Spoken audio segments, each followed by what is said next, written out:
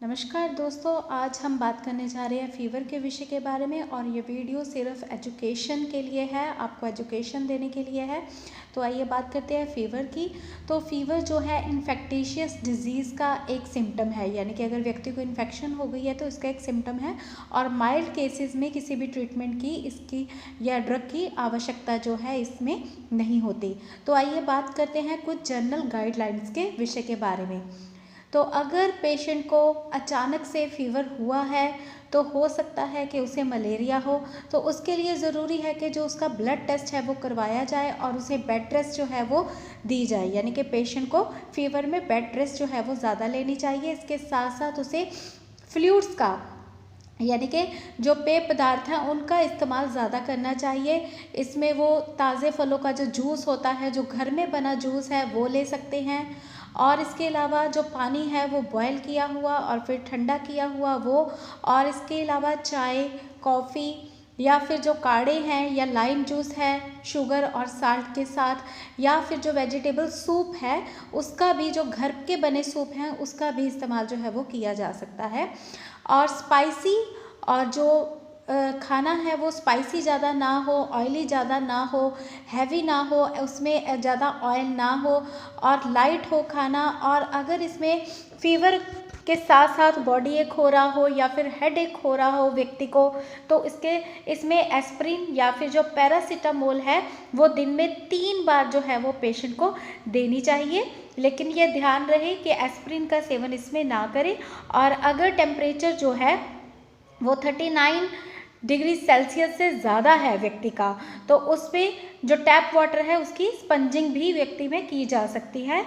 और इसके साथ साथ अगर पेन हो रही है तो इसमें गर्म और उबले हुए पानी को लेकर, यानी कि गर्म पानी जो उबाला गया है उसके जो गार्गल्स है या फिर गरारे हैं वो किए जा सकते हैं। और अगर नहीं फ़र्क पड़ रहा तो आप डॉक्टर की सलाह लें, अपने चिकित्सक की सलाह लें। आइए जानते हैं कि रेफ़र कब करना चाहिए डॉक्टर के पास व्यक्ति को।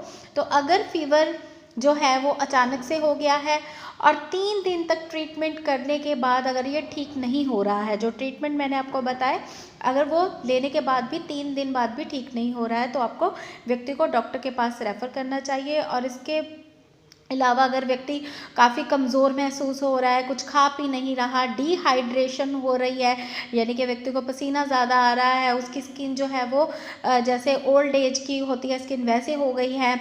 और इसके अलावा अगर बच्चे हैं छोटे तो उनमें अगर हेडेक हो रहा है, वॉमिटिंग हो रही है, स्टिफनेस है, या फिर फ़ीवर के साथ साथ उनकी जो सांस है वो तेज़ चल रही है, तो ऐसी स्थिति में उन्हें अमॉक्सिसिलिन या फिर एम्पिसिलिन या कोट्राइमेक्साजोल देना होगा ओरली, और डॉक्टर के पास रेफ़र करना होता है।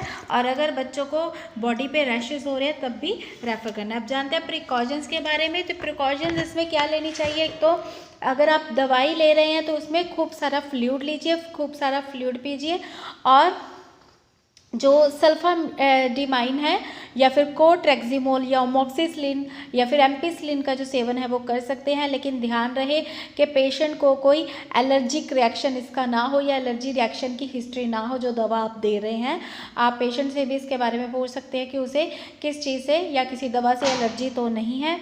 तो इसके साथ साथ अगर आप जब पेशेंट को सल्फोनामाइड या फिर क्लोट्राइमेक्साजोल या फिर अमॉक्सिसिलिन या एम्पिसिलिन दे रहे हैं, अगर आपको किसी तरह को कोई रैश दिखता है या इचिंग लगती है या एलर्जी रिएक्शन लगता है तो उस दवा को बंद कर दीजिए।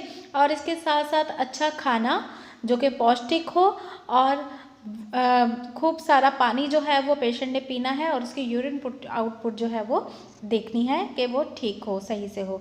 और इसके अलावा पुरगेटिव्स या फिर कैस्टर ऑयल जो है या एप्सम सॉल्ट है वो नहीं देने। अगर पेशेंट को कब्ज़ हो गई है तो उसके लिए आप ग्लिसरीन सपोजिटरी बच्चों में और अनीमा जो है वो बड़ों में दे सकते हैं।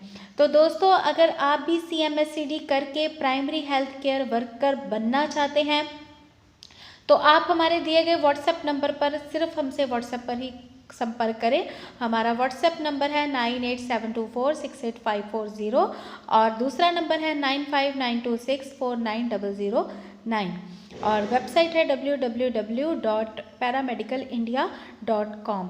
तो दोस्तों, ये वीडियो सिर्फ एजुकेशन पर्पज़ के लिए है। अगर आपको ये वीडियो अच्छा लगा हो तो वीडियो को लाइक करें, शेयर करें और हमारे चैनल को सब्सक्राइब ज़रूर करें। धन्यवाद।